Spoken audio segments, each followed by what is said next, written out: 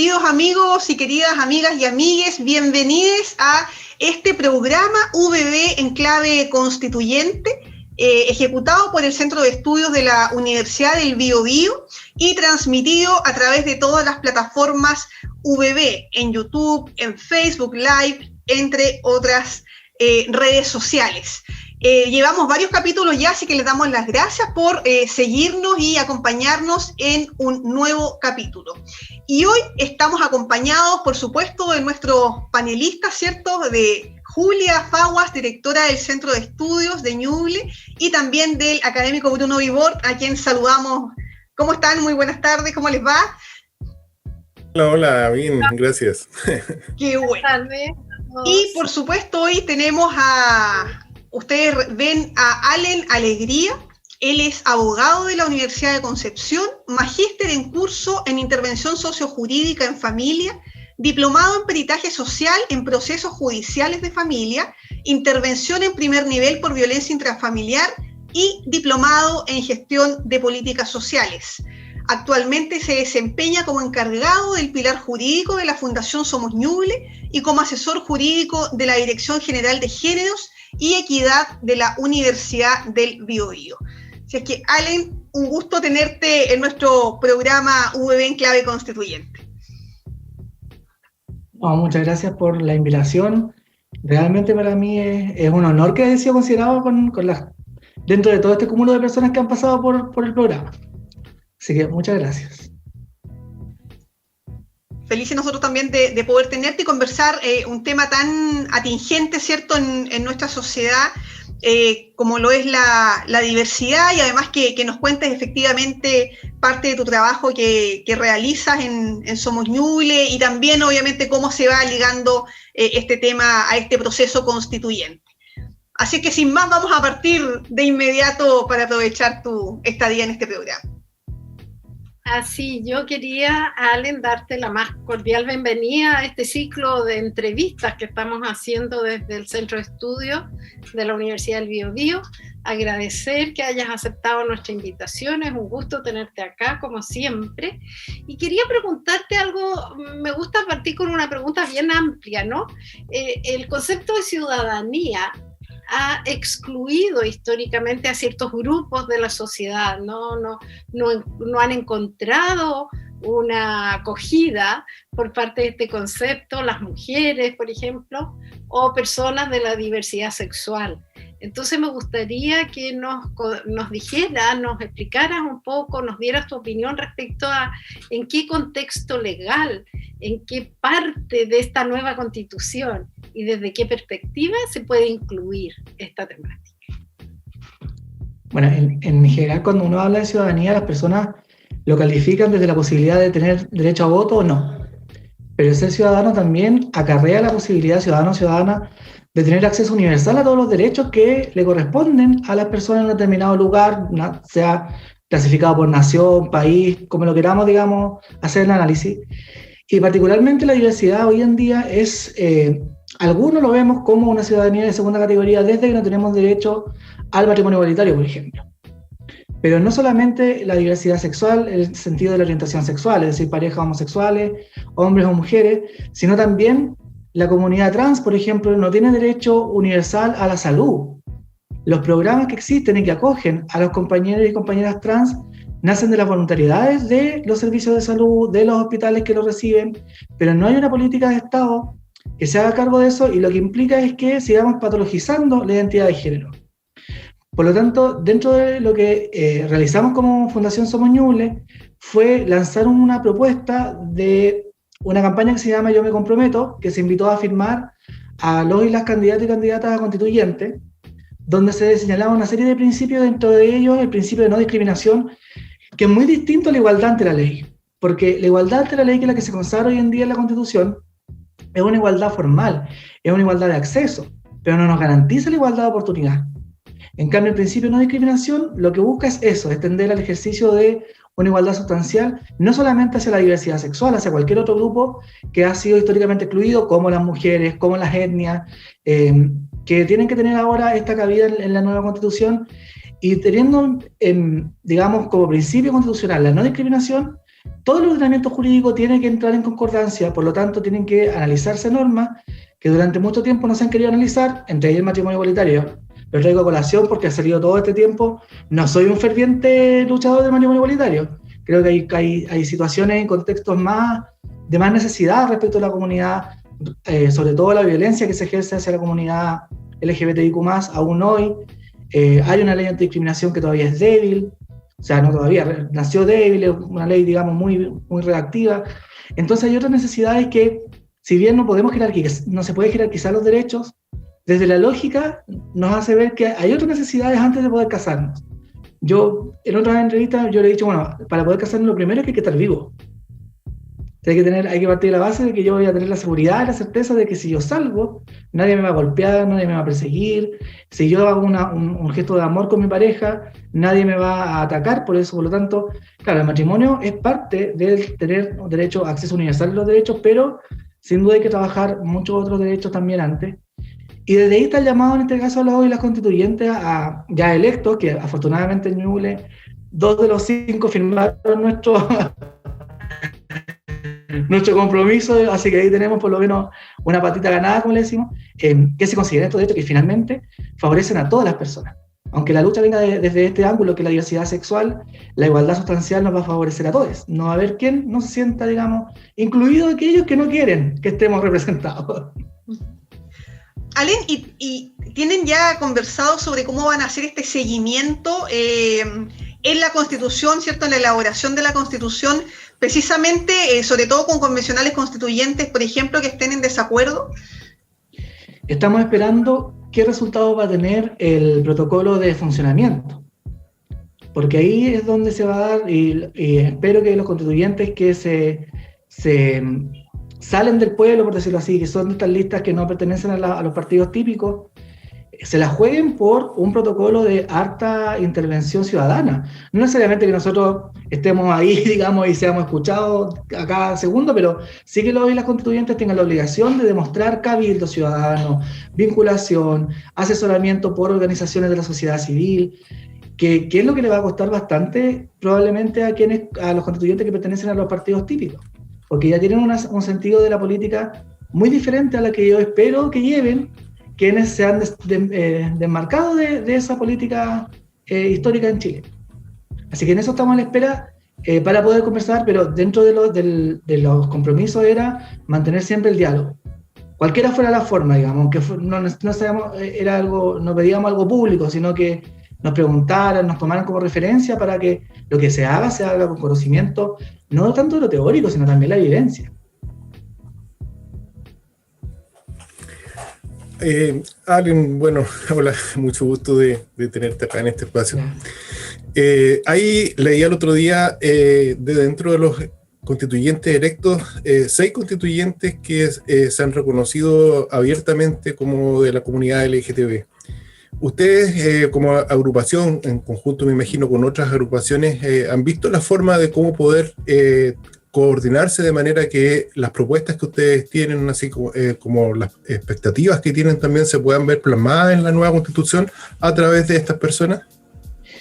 La verdad es que estamos esperando igual como que se asienta un poco el tema, porque también ellos están esperando resolver cosas presupuestarias, porque ahí también tiene que haber un tema de acceso a ciertos dineros para que tengan asesoría, en fin, y de ahí también la posibilidad de poder reunirnos, ya sea virtualmente o presencialmente.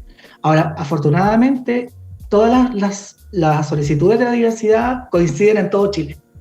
Como que ahí llevamos toda una misma bandera, con algunos matices, pero que el fondo es el mismo. Lo que lamentamos es que de estos 6 constituyentes, no podamos contar con personas trans, que era muy importante. Ahí se perdió, por ejemplo, Constanza Valdés, que es licenciada en Ciencias Jurídicas, ella es asesora legislativa, es una destacada activista por las personas trans, y bueno, no logró llegar a la Constitución, pero lo lamentamos porque hemos trabajado con ella, sabemos el aporte que habría sido, digamos, pero yo también conozco, por ejemplo, a Pedro, que es uno de los constituyentes que fue electo por no me sé los distritos, pero yo digo Valdivia, ese sector, digamos. Entonces, son personas que se la van a jugar, y lo otro es que estas 6 personas son las que develan su identidad y su orientación. De las otras 155 a lo mejor no sabemos cuál es su vivencia interna, y que en virtud de ella van a votar igual a favor sin que lo demuestren, sin que lo tengan que comentar, digamos. Entonces yo creo que va por ahí. Ahora, la verdad es que tenemos harta esperanza en... No, somos súper conscientes que la Constitución no soluciona todo. No es una varita mágica que aprobada, al otro día somos todos felices y bailamos debajo de un arcoíris, pero tenemos la esperanza de que se tomen principios que están omitidos, directamente omitidos, como la violencia hacia las mujeres, como el principio de no discriminación, como principios expresos de garantizar por el Estado. Entonces de ahí esperamos. Ahora, también hay que ver si es que esto va a durar 1 año y medio o no. Nosotros creemos que va a durar más incluso la prórroga que constitucionalmente está permitida. Entonces, espacios para el diálogo yo creo que vamos a tener. Esperemos que esos espacios no se pierdan y que no se transforme en otro congreso con esta dinámica que ha tenido durante estos últimos 30 años, un congreso más bien sordo. Bien. Dale, Julia, por favor. Perdona Alejandra, pero en esta misma línea que tú estabas argumentando, ¿cómo quisiera imaginarme cómo sería una normativa o algún principio que se establezca en la Constitución para asegurar o plasmar esa idea que tú planteaste de la no discriminación, ¿no? Que aparentemente cambia la base institucional o cambia profundamente o establece una diferencia realmente significativa en relación a la Constitución actual. Claro, la no discriminación afectaría en muchas variables. Por ejemplo, nosotros hoy en día tenemos una ley que es la ley antidiscriminación, pero no tiene una institucionalidad que vele por el cumplimiento de la ley.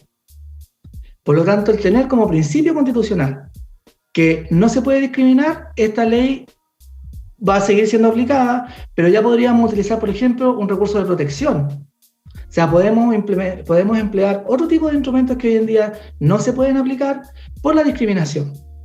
Entonces, eso es lo que viene a reforzar. Y no solamente esta ley creada específicamente para no discriminar. Por ejemplo, en el ámbito educacional, aún hoy hay discriminación de parejas que no están casadas para poder matricular a su hijo en un determinado colegio. Hay discriminación hacia los estudiantes de la comunidad LGBTIQ+, aún existiendo normativa que impide la discriminación. Entonces, nos daría herramientas para la defensa del derecho. Porque la vulneración del derecho va a estar desde el momento que somos humanos y somos malos, porque básicamente vulneramos los derechos por maldad. Porque si nos respetáramos, entonces lo que busca establecer los principios es que a nivel constitucional tengamos herramientas que nos permitan restaurar el derecho.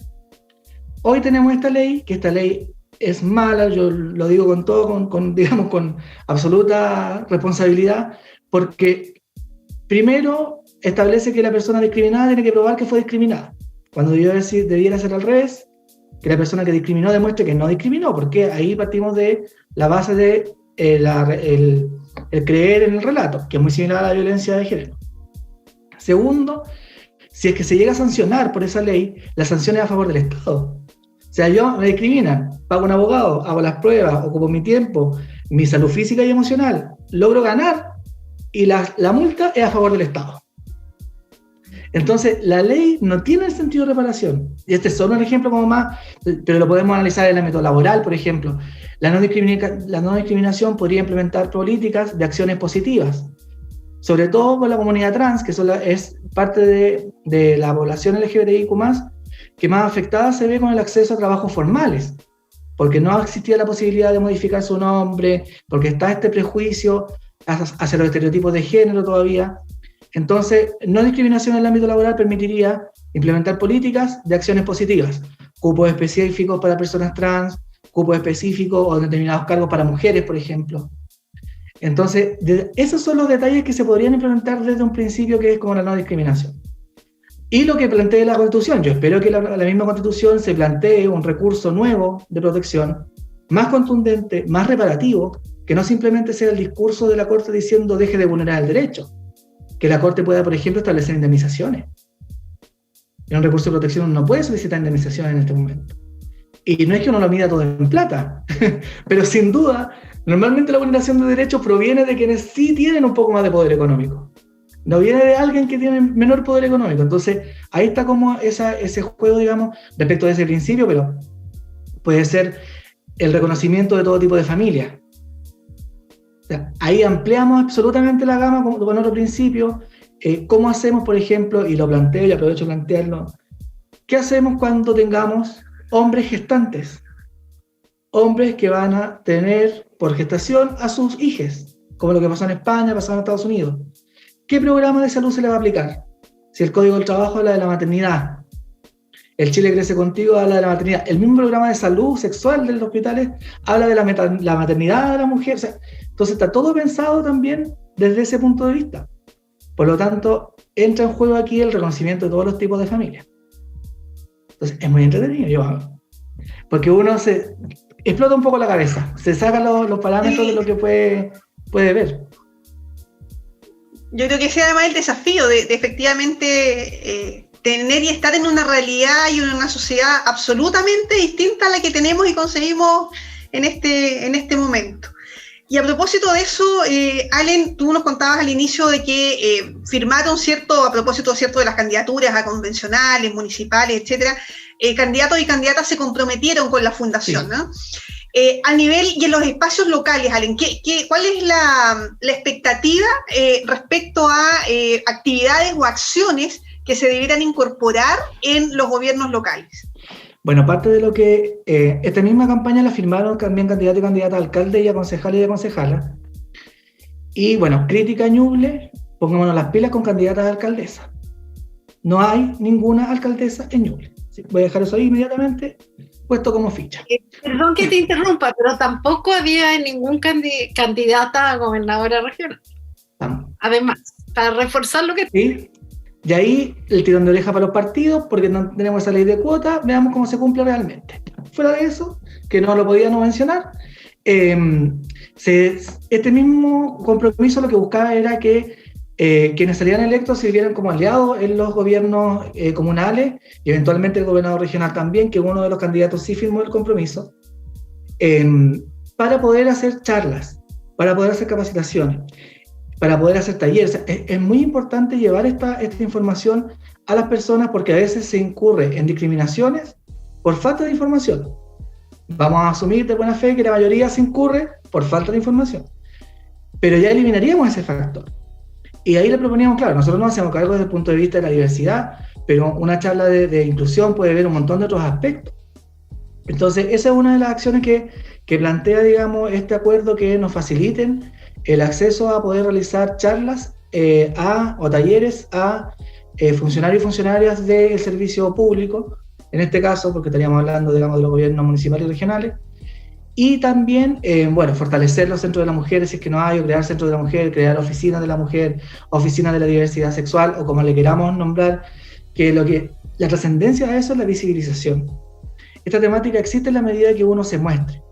Y lo otro ya es conmemorar fechas importantes. Por ejemplo, aquí se notó mucho el cambio de gobierno con la posibilidad o no de que esté la bandera de la diversidad en la intendencia. Un gobierno se mostró muy, muy amigo de la idea. De hecho, incluso hubo un tiempo que la tuvo puesta durante mucho tiempo sin que nadie le pidiera que la tuviera, visibilizando la situación.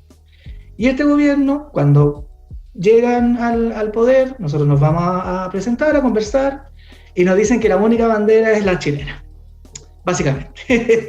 No había los de pueblo indígena, nada. En la intendencia iba a estar la chilena. Pero claro, o sea, uno lo toma con humor, pero tiene un sentido de no visibilizar, de no ver, porque también somos parte de la ciudadanía, también somos ciudadanos y ciudadanas, y aquí volvemos al concepto, también somos los mismos que tenemos el derecho a voto, y ahí también otro tirón de oreja a la diversidad, a saber por quién va a votar. Yo creo que eso, y por eso que quisimos como organización, porque como organización somos apartidistas, pero somos políticos, porque necesitamos intervenir en la vida, necesitamos intervenir en los diálogos, y desde ahí hicimos esta campaña en particular, precisamente para que sepan por quiénes votar, qué es lo que le están prometiendo, qué nos están... O sea, independiente aquí de la ideología política, porque a veces podemos estar en desacuerdo en la ideología política, pero hay personas que se comprometen igual, aunque no sean de la ideología política que uno esperaría que se comprometan. O sea, hemos conocido de ambos lados, digamos, entonces ahí es importante y ahí surge un poco más de efecto el tema de la persona en sí misma. Lo que no permitimos, y fuimos súper claros en la campaña, en que ninguna persona que fuera antiderechos lo podía firmar. Y antiderechos, y lo hago así como en hincapié porque no es lo mismo que ser conservador. Una persona puede ser conservadora, puede tener una visión desde la moral, desde la religión, desde la ideología política, muy distinta a la diversidad sexual, pero vivir su vida y entender que no nos vamos a llevar bien, pero cada uno puede estar y existir en este mundo. En cambio, las personas antiderechos quieren que su postura le prive derechos a otra persona. Porque una persona progresista nunca le va a quitar derechos a los demás, siempre va a dar más. En cambio, una persona antiderecho priva de derechos desde su visión. Como yo creo que los hombres y las mujeres no se pueden casar, yo les quito el derecho al matrimonio igualitario. Entonces ahí ya no.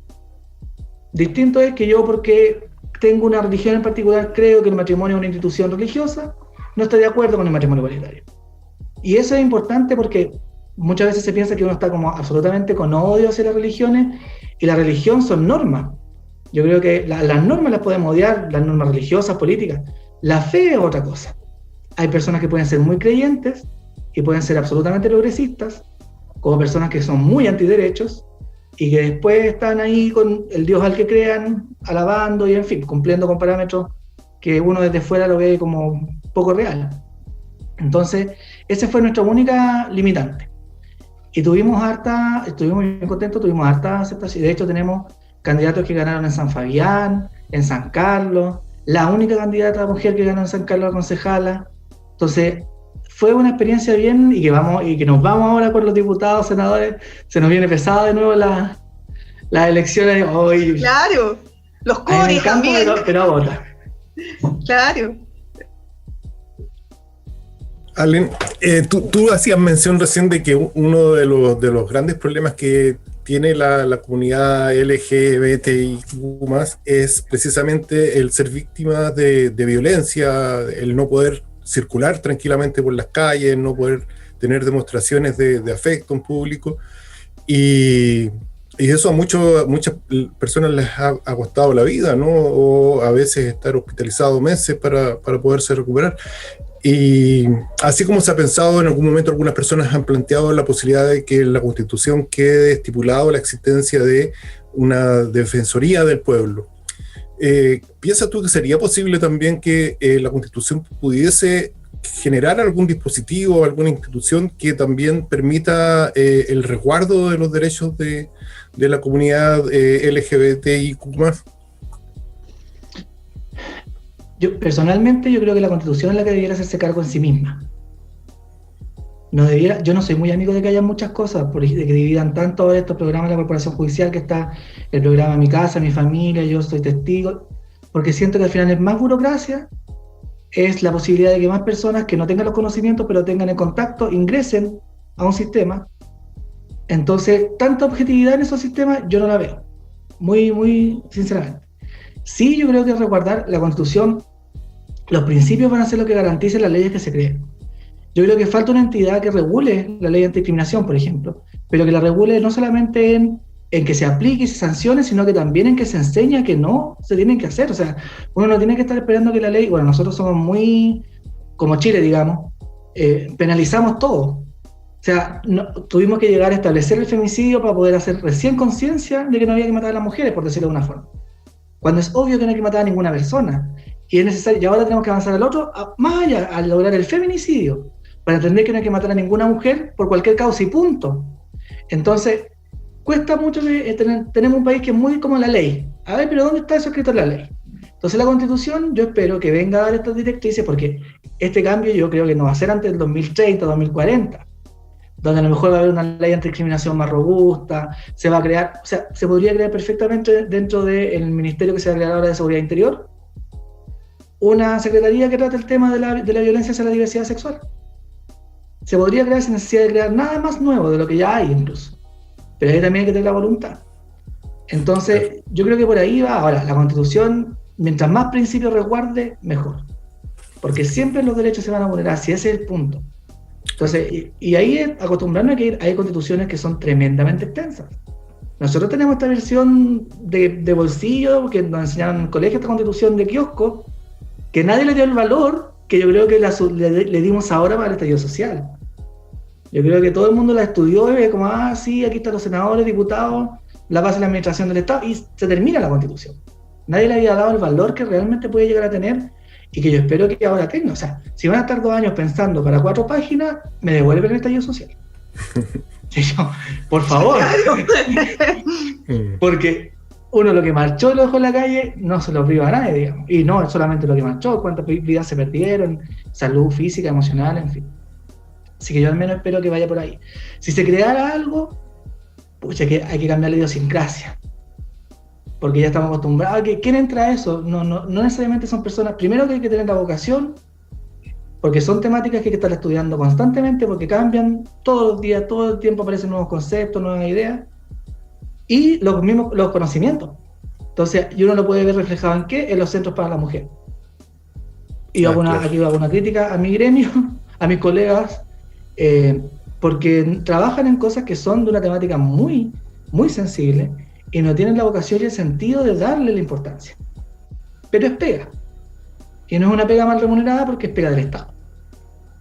Entonces, por eso yo no confío tanto en esto de los programas tan divididos, digamos. Aline, a propósito de eso, porque cuando estamos hablando de implementar acciones a propósito de los programas que tú hablas, ¿se siente como una discriminación para la disidencia sexual que se hable, por ejemplo, de oficinas específicas para la diversidad? ¿O no necesariamente? Yo creo que ahí depende del prisma con que se mire. Hay personas, y yo creo que en la diversidad igual no todos entendemos lo mismo. O sea, ya planteaste un término que yo generalmente no uso, que es la disidencia. Y no la uso porque yo no me considero disidente, tengo la visión de la diversidad. Entonces, pero no quiere decir que seamos opuestos, sino que tenemos planteamientos de nuestras vivencias distintas. Entonces, claro, o sea, las disidencias, por ejemplo, no están de acuerdo con las organizaciones civiles como somos, porque somos parte del sistema. Somos parte del sistema que finalmente igual nos oprime. Pero nosotros tenemos la visión de que, bueno, este es el sistema que hay. O sea, o estamos en la anarquía, que es una postura válida, o lo tratamos de modificar un poco hacia adentro. A lo menos un poco. Entonces, está la variable que, claro, pues, o sea, crear oficinas especializadas se puede ver como segregación. Que esa es una variable y es una variable válida. Yo lo veo desde el punto de vista de la especialidad, pero de la especialidad de alguien que tenga criterio. O sea, si van a poner ahí a una persona por crear el cargo, no lo hagan, no gastemos plata. Pero si van a poner a alguien que, por ejemplo, tiene conocimiento en derecho internacional, en el reconocimiento de los derechos de la diversidad sexual, que son, bueno, humanos, pero los derechos humanos con apellidos para la diversidad, entonces ahí yo creo que tiene más sentido que se cree. Pero claro, puede haber un sector, y lo más probable es que exista un sector. De hecho, cuando yo llevo 10 años en el activismo, así cuando uno le dice activismo, a pesar que yo creo que uno desde que nace es activista. Pero yo he participado en marchas en Concepción, acá en Chillán son más pequeñas las marchas. Y en Concepción va una marcha de diversidad sexual, de disidencia sexual, que son las antimarchas, que son parte de la disidencia, pero no están de acuerdo en la forma en que las otras organizaciones operan. Porque igual no todos vamos a estar de acuerdo en todo, si eso es imposible. Ahora, ¿qué tenemos que estar de acuerdo? En que todos merecemos los mismos derechos. ¿Cómo llegamos a ellos? Es donde a veces nos separan un poco los caminos. Pero nos pasaba en las marchas y tenían un discurso bien destructivo hacia las organizaciones que éramos más formales, digamos. Pero entendíamos que no era hacia nosotros como personas, era como al sistema, que es finalmente el que genera esta opresión. Entonces por ahí yo creo que sí podría sentirse alguien como segregado.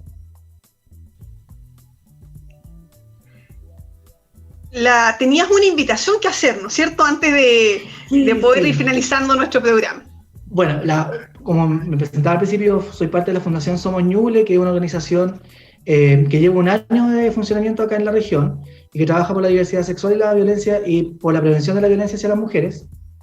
Y tenemos una bienvenida de nuevos y nuevas activistas para el día sábado 26 de junio a las 17 horas. Y les invitamos a seguirnos en nuestras redes sociales. Somos bastante activos a través de Instagram, que es @somosnuble, es con N porque no reconoce la ñ, digamos, internet. Ahí tenemos otro tema del uso del lenguaje. Y nos pueden seguir y ahí va a estar el link para que se puedan inscribir. La verdad es que hacemos hartas actividades, trabajamos en el ámbito de la salud, de la educación, el ámbito social y jurídico. Así que siempre son bienvenidas y bienvenidas nuevas manos. Siempre faltan manos, siempre faltan bocas. Y siempre falta tiempo. Yo creo que a todas las organizaciones sociales les pasa eso. Así que esa es la invitación y gracias, Ale, por recordarme, porque es bien importante que podamos crecer.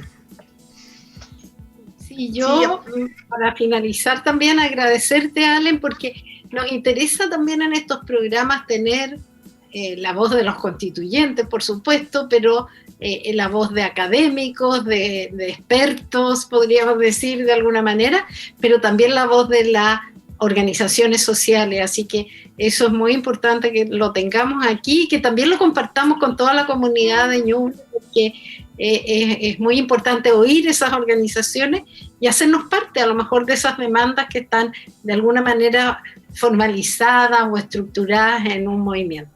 Así que muchas gracias por estar aquí. Muchas gracias, Ale. Por la consideración. De verdad que para mí es un tremendo honor participar acá. Ha sido muy interesante, gracias.